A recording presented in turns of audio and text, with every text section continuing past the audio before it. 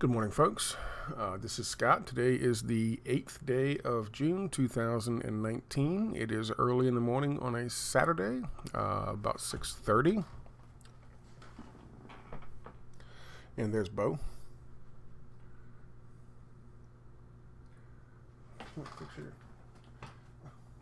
Lay down. How y'all doing? We're going to talk about this new video featuring another theatrical performance featuring Julian Assange. Woo! So much to get into with that one. Where do we start? Let's start with this. This is RT talking about how terrible conditions are for Mr. Assange. Let's have a listen to this, shall we? What we found is that Mr. Assange shows all the symptoms that are typical for a person that has been exposed to prolonged psychological torture. What we've seen now during my visit was already alarming, and what we have seen since then that his state of health has dramatically deteriorated as predicted by the psychiatrist accompanying my visit. Today, Mr. Assange is no longer capable to participate in his own court hearings. It is very important here that we speak about the risks that he would be exposed to in case of extradition to the U.S. Okay, so he's been exposed to prolonged torture. I hear a lot of talk about Belmarsh prison, which is where he is. I believe that's the name of the place in London, being England's Gitmo. You hear all kinds of hyperbole in terms of the conditions under which he's been kept. This man is talking about the 7 years of psychological torture being, waged on this man since he was incarcerated in this Ecuadorian embassy, which is a mansion inside fucking London.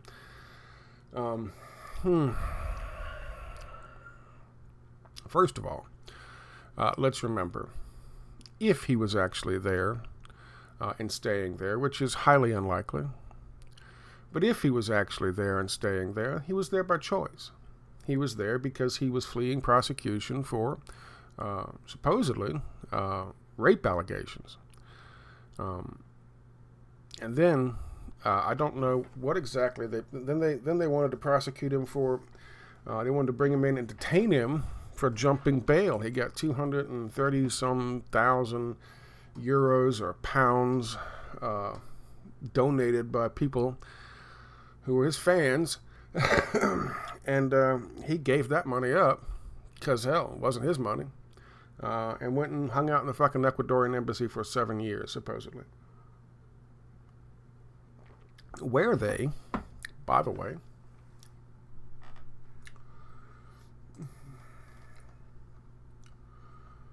immediately set up an apparatus for them to spy on, record, steal information from all of the guests that came by to visit him.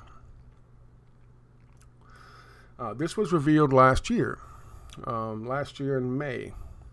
Around the same time, after this was revealed, that was about the same time they decided to crack down on his communications. The Ecuadorian embassy did.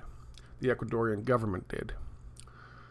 But for a good part of the time that he was in, the entire time that he was in, up until last year, and it was revealed, the Ecuadorians hired Spanish military contractor, intelligence contracting service, to set up, I'll post a link to this down below, to set up spying apparatus, secret hidden cameras and microphones in the rooms where Julian Assange would meet with dissidents, leaders of populist movements from other countries, people who would go there and talk to him about, I don't know, whatever they would talk to him about. And unbeknownst to them, they were spying on everything. And it was a multi-million-dollar operation. In fact, it was a multi-million-dollar operation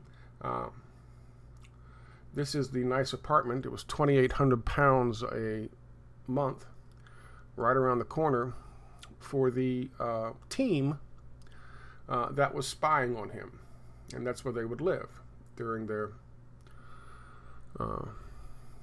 terms when they go to work for 3 months or 6 months or 2 months, whatever it was, at a time, and that's where they would stay, as they would spy on his guests, recording information, recording all the private conversation that they thought they were having with your hero, Julian Assange. Let's read this for a second. The security personnel from the Spanish contractor recorded in minute detail Assange's daily activities, his interactions with embassy staff, his legal team, and other visitors. They also documented his changing moods. The team consulted Assange about each person seeking to visit him. Guests would pass through a security zone, leaving their passports with staff there, probably their phones as well, according to sources and documents seen by The Guardian. The passports were used to create a profile that described the visit and gave background details of all his visitors. Worried that British authorities could... Now, this is interesting. This is right off the bat. Worried that British authorities could use force to enter the embassy and seize Assange, Ecuadorian officials came up with plans to help him escape, which included smuggling him out in a diplomatic vehicle, which would never be checked. So anybody visiting him couldn't just come knock on the door and there's Julian answering the door. Anybody visiting him had to make arrangements, and then a couple weeks down the road, they would go and actually meet him, and there he would be with his team of spies. Well, they just told you they had plans. They already knew how to smuggle him in and out of the embassy at will in a diplomatic vehicle.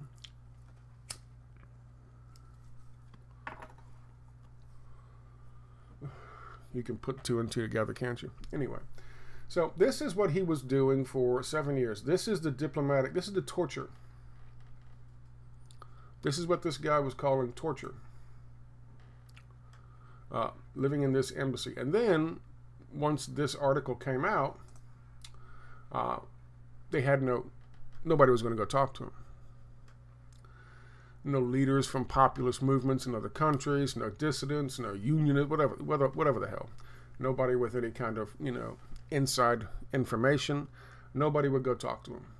So, for a year, they had to put him on ice until they could figure out what to do with him next. And then, bam. Now they figured out what to do with him. Prosecute him as not a journalist, but as a publisher. And you can set that precedent. So now he's in, after this staged scene here, these two guys here were videotaped later, standing on the side of the road, after about an hour after they had taken this guy away. Look at the smirk on his face. Why do you think he's smirking? He's smirking because this is just a ridiculous fucking scene. And he can't believe anybody be dumb enough to believe that. These gentlemen here, in all likelihood, including these two guys here, in all likelihood, are these guys. Part of the fucking team that was working there for him, with him, to spy on people. To spy on his guests, in all likelihood. And they just staged this ridiculous fucking scene, dragging him out like that, carrying Gore Vidal's fucking book. He hates fucking 9/11 truth advocates. Gore Vidal's was a big 9/11 truth advocate. But, I guess we're not supposed to know that. But carrying his little book as a prop. Apparently the cops let him carry a book when they dragged him out and handcuffed him. So that's why he's giggling. That's why he's smiling. But these two gentlemen here, certainly, because they were seen later hanging out about an hour later, a couple blocks away. Probably the residence of that. In all likelihood. Anyway, let's move on. So, torture. Psychological torture. Some were saying he's just being flat out tortured in Belmarsh. He's just being flat out tortured. Constantly under torture. This guy says now he can't participate in his own court hearings. Which means they're not going to bother even having him show up to the court hearings. Why fly him in from whatever beach he's living in right now, in Abu Dhabi or someplace? Why fly him in, go through all that hassle when you don't have to? You can make him more of a sympathetic character by having him not show up in the first place, and you save all that goddamn money, so that's okay. But anyway, and of course this is Chris Hedges, a guy who pushed and promoted fucking wars in places like Yugoslavia for years when he was working for the New York Times. This is the video. This is the video I talked about a few minutes ago. Let's take a quick peek. Now, this is how they end the video. They show you his room in Belmarsh. Someone's come in and tossed a bunch of shit on the floor. I don't see the book from Gore Vidal, but someone's come in and tossed a bunch of shit on the floor. The bed isn't made. This is supposed to show you that his mental state is deteriorating, I suppose. Torture.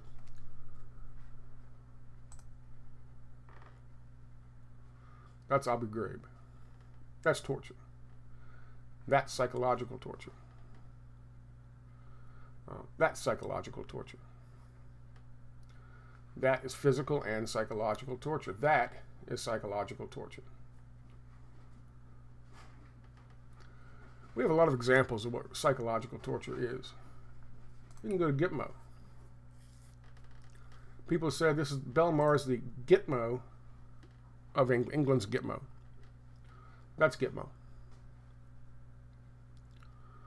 This is where Julian is hanging out. Room. You finished. You should have used the room in the month. See that now. See that now. You got what? That's why he hasn't gone. Huh? Oh, they're gonna paint your room. Yeah. And he said he coming, but they don't come in 3 days. Okay. Yeah. And they what? You got his balls, yeah? You do this. Now you'll notice that they've deliberately set the date to 2017. 777, by the way. There's a little interesting thing for you. This is him hanging out with supposedly another inmate in his cell. This is what we're supposed to compare to Gitmo.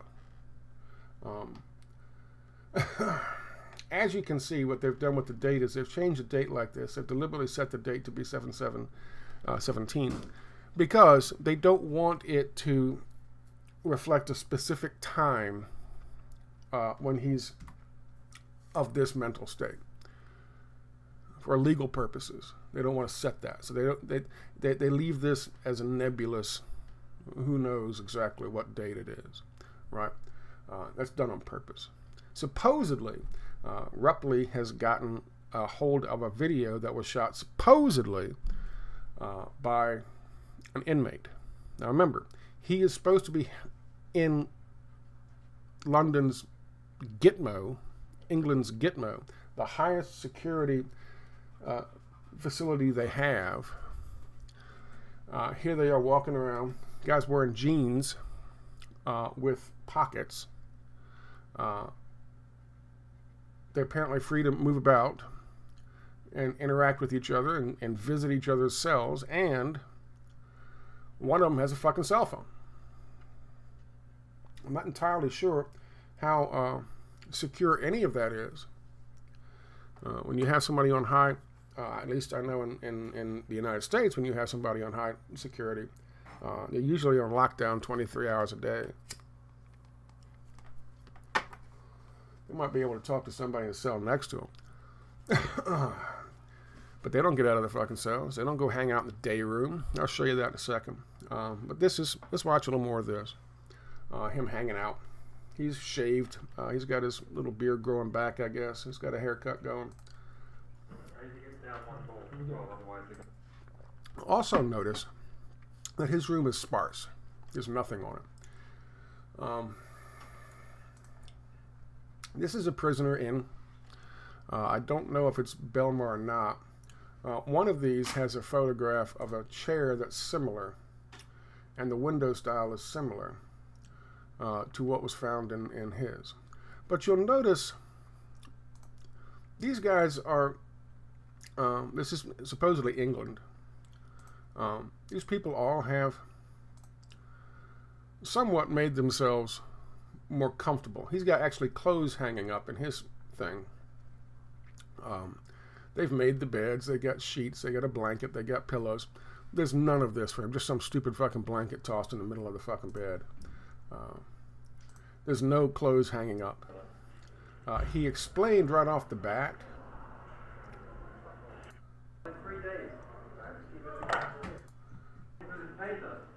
The guy was asking him about he's got nothing on his walls. He goes, oh, they're going to paint. So he can't have anything on his walls. Paint your room. It looks as if, you know, a production crew came into a cell. Maybe they cleared a tier. Production crew came in and made the Julian Assange room and deliberately, you know, made it sparse and made it look bad and put one blanket in the middle of the bed and no pillow. So you would think this is how he's living.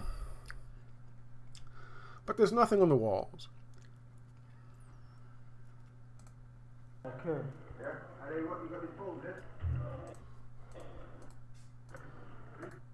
You saw the window. The window is similar to the one in the picture I showed a minute ago. But there's nothing on the walls. So the window is similar to the one in the other picture. Also, he has dishes. See? Here he is washing his dishes.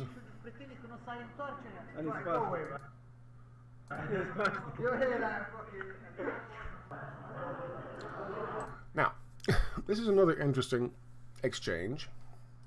Here he is talking to yet another inmate. He's got his hands folded. He's got his hands in his pockets. He's got a piece of paper in one of his pockets. He's just kind of hanging out. This is the guy we're supposed to believe is the product of 7 years of psychological torture. I've already shown you what psychological torture is, and it doesn't. Psychological torture does not mean you stay in a mansion in London, in the Ecuadorian embassy, for 7 years. That's not psychological torture. As you can see, he's laughing with these guys, joking with the other guys, just hanging out. I wanted to show you this dude, though. It's interesting. He got his face blurred, but you can see here he's got his whoop-de-whoop hair going on. Ooh, it's a thing, I guess, for people. I don't do that. But hair doesn't do that. Unless he's got a curling iron. Hair doesn't do that for men. Unless they put product in it. Where's a prisoner getting hair product? I mean, shampoo, yeah. Toothpaste, yeah. Soap, yeah. Hair gel.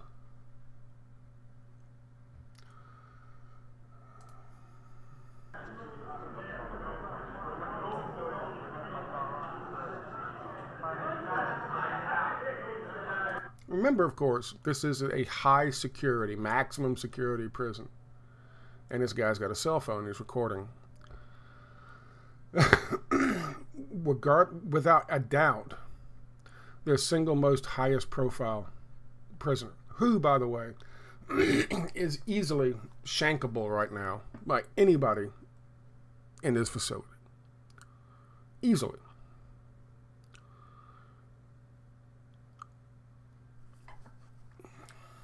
Let's move on. So he talks to this guy and talks to this guy and talks to this guy. He's hanging out, hanging out, hanging out. Wearing jeans, which of course could hide anything in their pockets. I don't know if that's a thing in Britain or not. I assume, I guess. Here's one for you. What is this? That, boys and girls, is a foosball table. Do you think in a high security prison in the United States of America, they would have a foosball table that any one of those fucking inmates could kick the side of one of those rails and all of a sudden have a whole bunch of weapons, metal bars, for inmates to beat on guards with? Do you think that would exist in a prison, a high security prison in the United States? Probably not. Most likely not. So my guess is he is not in a high security prison, because I don't know how things are run in Britain, but my guess is the people who run them aren't stupid. We might be stupid for thinking he's in a high security prison. Maybe he's in a low security wing of the high security. Maybe he's in a celebrity wing of the high security prison. Who knows? Maybe he's there with. Maybe he's staying on a wing with trustees. Who knows? But still, there are so many people. Look, say what you will about Assange, and I know what he is. I don't know if you know what he is, but I know what he is. Say what you will about him. There are people whose lives have been changed by stuff that he put out there.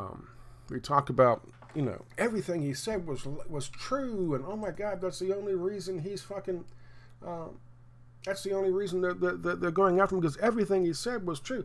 That's bullshit.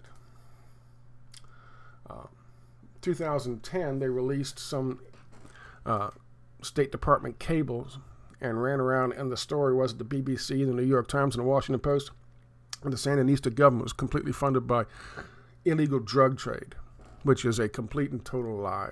It's fabrication. They made up lies about Daniel Ortega's family, and they released those lies and published those cables. There are tons of examples of disinformation that was put out by WikiLeaks. And nothing offends me more than hearing people run around and say, he's being persecuted because everything he said was true. Then you believe the Sandinista government is completely funded by illegal drug trade, shipping cocaine into the United States.